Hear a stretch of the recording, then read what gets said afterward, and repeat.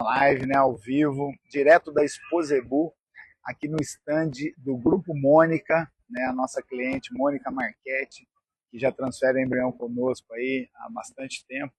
Então, ela já vem fazendo aí algumas Exposebus, é um ambiente muito gostoso, muito bacana, ela traz as doadoras aqui, vocês vão ver em volta aí, sendo filmado, né?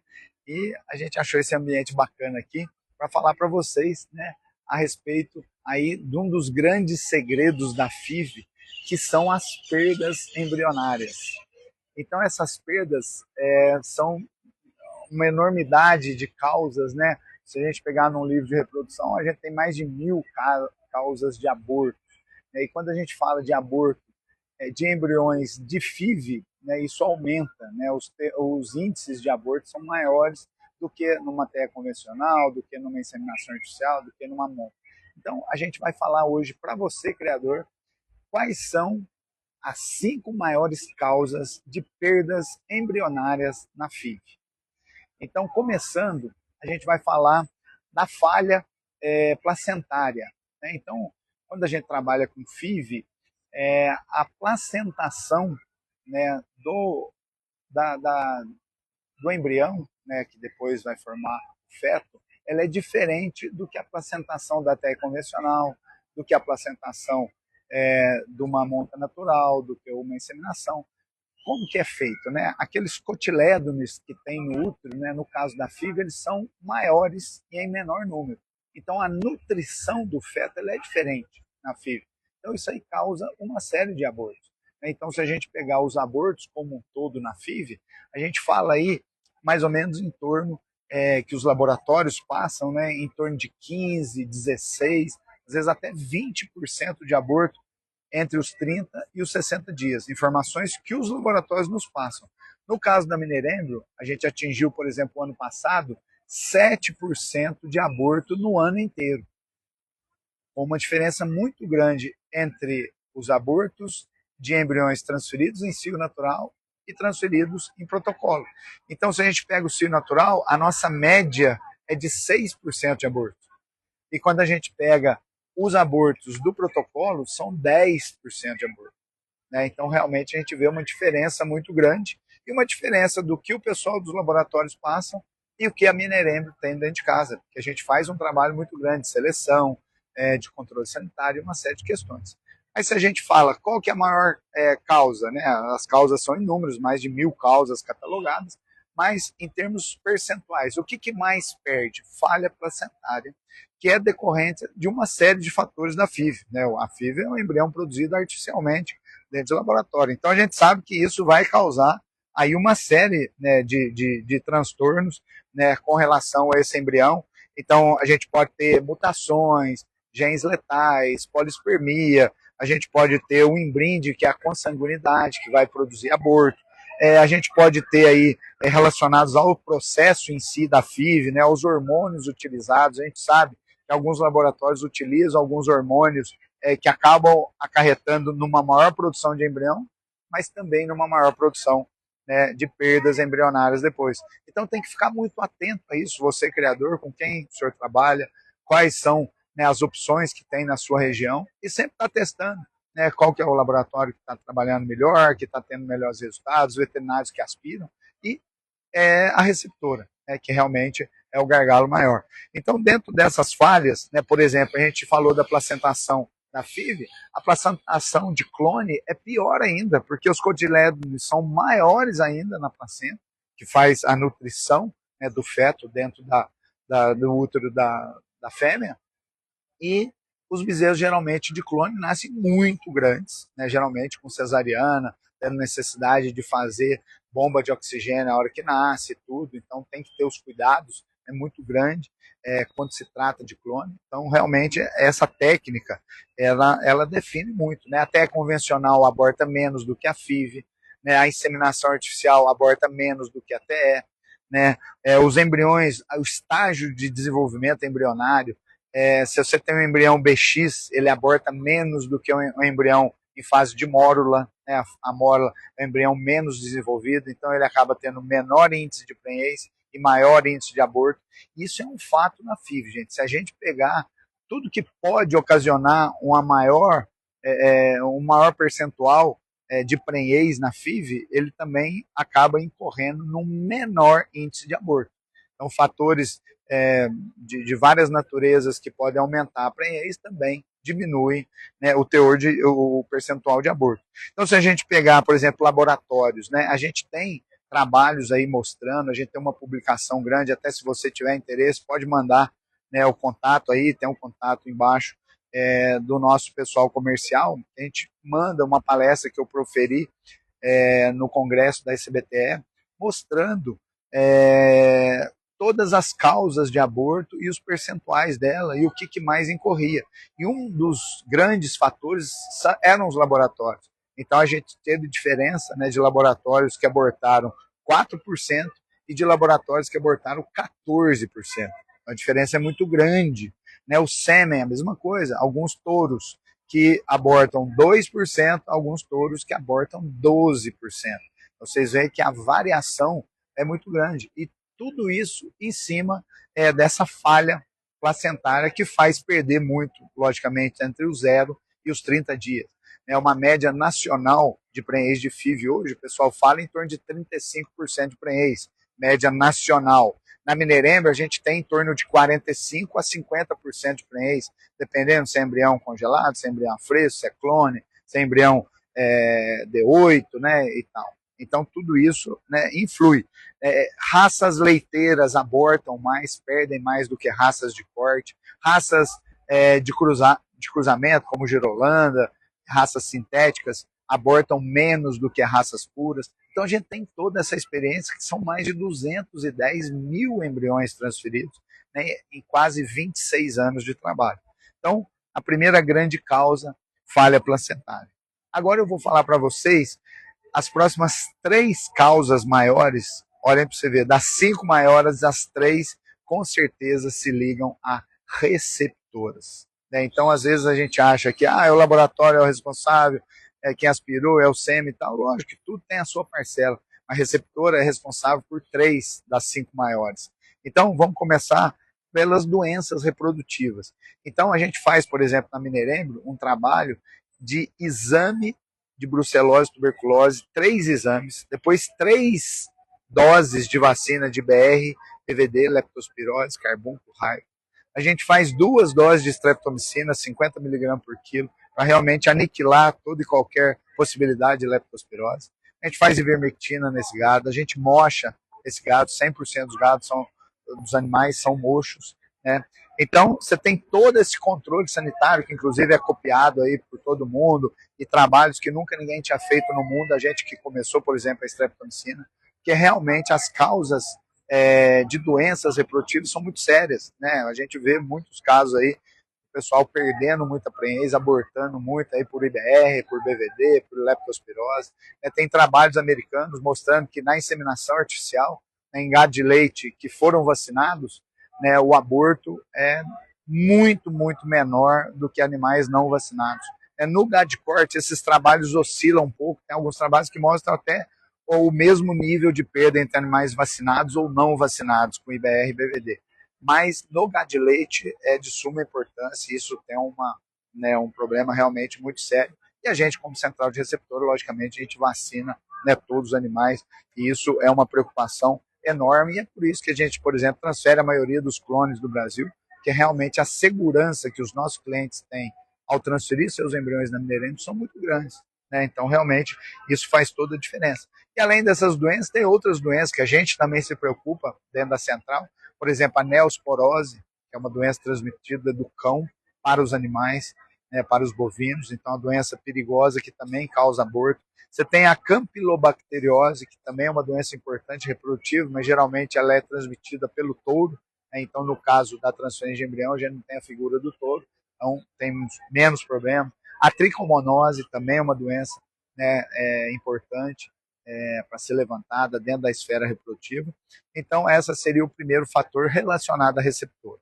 Um terceiro fator, o segundo relacionado à receptora, seria a deficiência nutricional dessa receptora.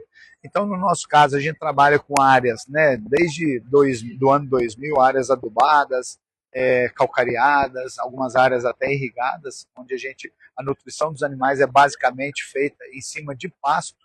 Então, em cima disso, a gente tem os solos muito bem estruturados, né, com capim, o animal só come a ponta de capim, né, dentro do manejo rotatino, só come, né, realmente o mais importante do capim, para aquele capim continuar crescendo, continuar fazendo fotossíntese e ele voltar mais rápido, né, naquele piquete, e ter uma quantidade sempre de proteína ideal, de fibras digestíveis, né, ideal. Então, tudo isso a gente preocupa. E eu lembro você aqui também, você criador que trabalha com FIV, que no caso da receptora, da gestação, os 3 primeiros meses de gestação são justamente onde é feita a miogênese, ou seja, o desenvolvimento de novas células do corpo daquele bezerro, né? Principalmente células musculares. Então são essas células que vão dar o desenvolvimento do animal como um todo, né? E aí dos 4 meses em diante, ela vai simplesmente crescer, ter uma hipertrofia dessas células, mas não um crescimento tão grande em número de células. Eles crescem em número de células, mas menor. Então, vocês veem que o grande desenvolvimento do seu bezerro após o nascimento, na desmama, para ter um crescimento grande sobre ano e tal, para chegar um touro, né, muito bom para cobrir os animais, né, para vender num leilão, para ser um touro de central, uma doadora muito bonita, que mostre o seu desenvolvimento todo, ela depende lá daqueles 3 primeiros meses de gestação, onde é feita a miogênese. E essa miogênese dos nossos clientes da Minerembro são feitas na Minerembro, justamente com todos esses pastos adubados, corrigidos, né? O sal mineral, por exemplo, a gente faz na nossa própria fábrica de ração, onde a gente tem um sal mineral específico para fazendas de serra, né, que a gente tem nas áreas do sul de Minas, áreas mais penduradas, né, áreas de morro. A gente tem sal mineral para as áreas mais de baixada, onde a gente tem algumas várzeas de rio, que a gente tem fazendas. Um sal mineral específico para cada categoria animal. A gente tem o sal mineral ou sal proteinado para recria, para animais que estão observando o cio natural, para animais prens. Então, vocês veem que a gente tem, né, uma coisa específica para cada categoria e isso acaba dando uma diferença muito grande no final, né? Eu lembro sempre, né, que reprodução, como dizia o professor Cocão lá na Unesp, Jabuticabal, onde eu estudei, que a reprodução entra pela boca, né? Então, se você não tem uma receptora bem nutrida, não queira inventar moda de trabalhar com receptora. Bote na mão de quem é profissional no ramo, né? Tem várias empresas terceirizadas, a Minerembro é uma delas, e a única que tem 26 anos de mercado, a única que tem 210 mil embriões transferidos, a única que dá garantia de peso nas suas receptoras, a única que faz um certificado com a foto da receptora, com todos os dados reprodutivos, sanitários, nutricionais, com todas as vacinas que o animal tomou ao longo da vida dela dentro da Minerembro, qual o laboratório que produziu aquela vacina, qual a partida, qual a data de fabricação, a validade, quanto foi aplicado. Então, tudo você, nosso cliente, tem isso dentro da Minerembro e isso faz toda a diferença e o controle nutricional, né, é de suma importância. Um terceiro item de receptores e o quarto item de maior perda embrionária, eu citaria aqui que seria o estresse térmico e o manejo do gado. Agora eu quero que vocês vejam aqui melhor as doadoras aqui da Mônica Marchetti. Nós estamos aqui no stand da Mônica Marchetti, o Grupo Mônica, né, é um grupo muito forte aqui no Brasil, que está trabalhando muito pesado com animais de seleção, animais altamente produtoras de embrião, de ósseos, né, touros de central. Então, nós estamos aqui nesse espaço muito bacana que a Mônica criou aqui. Então, para falar para vocês justamente de todos esses fatores, né, que provocam, no caso hoje, né, as maiores perdas embrionárias. Aqui, vamos chegar aqui, ó, ver do lado de cá, a gente tem até uma homenagem aqui ao zebuíno, né? É uma placa de metal muito bacana. Até a Mônica acabou de passar aqui para a gente ali. A Mônica, ela nem sabia que a gente estava gravando, a gente tinha conversado com o pessoal, né, dela, ela acabou de chegar aqui. Mas continuando, né, essa parte do estresse térmico e o manejo do gado no dia a dia. Né? Então, se o seu animal, se a sua receptora vive em estresse térmico, você não tem um pasto sombreado, né? No caso nosso, a gente está no sul de Minas, áreas de temperaturas mais amenas, a gente não tem grandes estresses de temperatura, nem muito altas, nem muito baixas. A seca nossa ela é branda, né? Ela é muito morrada, então tem as furnas que mantêm a umidade, cada furna tem uma nascente de água e tal, então uma região muito rica, né? Muito boa de água, solos muito argilosos e tal. Né? Terra preta, antigamente muito café, né? Antigamente não tinha adubo, não tinha calcário, era onde se produzia o café, né, de qualidade do Brasil. Então, esse estresse térmico ele é de suma importância. O animal tem que estar trabalhando num ambiente calmo. Né? Então, a gente pega, por exemplo, a água de bebida. Né? Isso faz um animal crescer mais do que outros, ter um índice de prenhez maior do que os outros. Então, por exemplo, na Mineirema, a gente tem poço artesiano nas fazendas, puxa a água lá do poço 150, 180 metros, joga numa caixa alta e daí sai por gravidade para todos os bebedouros. Esses bebedouros são lavados semanalmente, então a gente tem uma qualidade de água muito melhor. A gente brinca até que é melhor do que a água que eu bebo lá na minha cidade. Né? A minha cidade capta a água da represa de Furnas, que mais de 34 cidades que jogam seus esgotos na represa. Essa água, lógico, é captada, é tratada, cloro e tal, isso vai para as casas, mas vocês veem que é uma água completamente diferente do que a água que o nosso gado bebe, né? Bem melhor do que a nossa. Então, e isso dá, né, um potencial de ganho, um potencial, né, de prenhez maior desses animais. Né? E o manejo, né, desse gado como um todo, é você saber manejar de uma maneira tranquila, os animais não serem trabalhados com pessoas estressadas, gritando, batendo, metendo ferrão nesses animais, choque, né? Proibido esse tipo de ferramenta dentro da Mineirema, não tem ferrão, não tem choque, não tem vara, não tem, é simplesmente a gente educando o animal. Né? Então, um profissional que nos ajuda, nos orienta muito, sempre está dando curso na Mineirema, é o Nilson Dornelas, uma pessoa espetacular, né, de manejo de gado, e sempre nos ajuda, né, no sentido de amansar o gado, no sentido de, inclusive, nos ajudar no treinamento dos equinos, né, para estar lidando com o gado no dia a dia, no treinamento de cães, né, cães realmente especializados, né, de raças especializadas, que não latem, não estressam os animais, mas conseguem fechar os animais num curral, conseguem fazer todo um trabalho, né, diferenciado. Então, isso aí faz toda a diferença em perdas embrionárias. Né? Animais estressados perdem mais do que animais calmos. Né? Então, isso aí a gente tem vários trabalhos mostrando que, por exemplo, o animal que entra no tronco para ser inseminado, né? Dentro da inseminação que repete mais ou menos a transferência, mas isso já tem trabalhos, né, publicados no Brasil, que no Novilhas Nelore que entram galopando e estressada dentro do tronco, elas emprenham menos do que Novilhas Nelore que entram passo a passo. Né? E a gente tem um treinamento desses animais de passar todos esses animais no curral antes, passa dentro do tronco, dentro do brete, antes da gente começar a fazer o primeiro trabalho, né, de transferência. Então, realmente, o animal já entra mais manso, entra mais tranquilo. Então, isso tudo vai fazer a diferença no seu resultado, tanto de prenhez como de perdas embrionárias.